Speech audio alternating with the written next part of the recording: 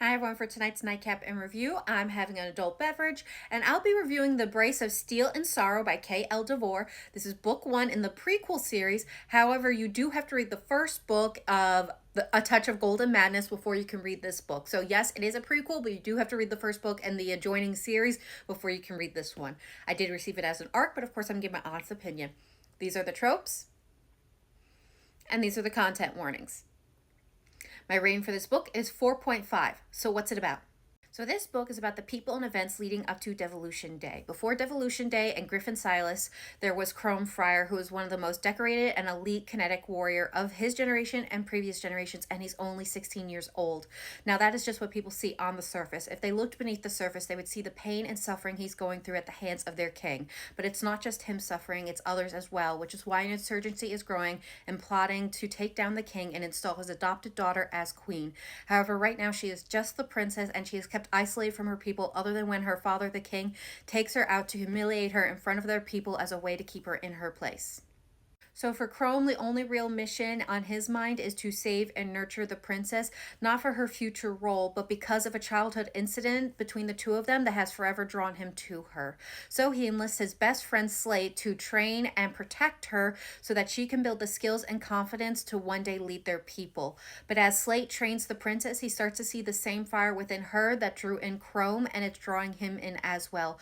With emotions highs and people's hidden secrets, the question becomes, will the insurgency be able to stay true to its mission, or will one slip up cost them everything? So what are my thoughts? Again, I'm giving this a 4.5. This book was not only interesting, but really entertaining. Again, you have to read book one, A Touch of Golden Madness, before you can read this one. So in that book, you get a lot of these experiences people talk about of what was leading up to Devolution Day. You get their memories of certain instances, and you also get people's histories, or at least the after effects. But in this book, you actually read about their experiences and go through it with them, which made for a very interesting experience. It really added a depth to these characters, because it's one thing to find out about something years later after it happened. It's another to read it as it's happening, such as with Chrome. Oh my God, the things he went through. Yes, you find out in book one, but to read them as he's going through them, my heart broke for him, but it absolutely shattered for this one thing that happens at the end of the book. I don't want to give away spoilers because my heart shattered. If I had gone through that, I would have reacted the same way he did and burned it all to the ground. And that was really great about this book, is it made these characters a lot more complex, because you get a lot of their motivations in the early days and not just their end results. So characters that you absolutely hated in that book, you still hate them a little bit in this book. I'm thinking of one in particular. A certain purple color comes to mind. I'm not going to say much more. If you read it, you'll find out.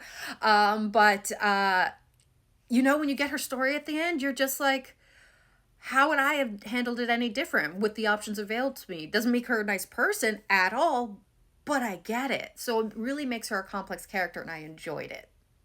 Overall, I really enjoyed this book, and I'm really enjoying the series. The first book I gave a 4.5, so it is definitely continuing the trend, and I can't wait to see what the author comes out with next. So remember to read A Touch of Gold and Madness first before you read this book, which will be available November 26th, and I hope you enjoy it, and I hope everyone has a good night and happy readings.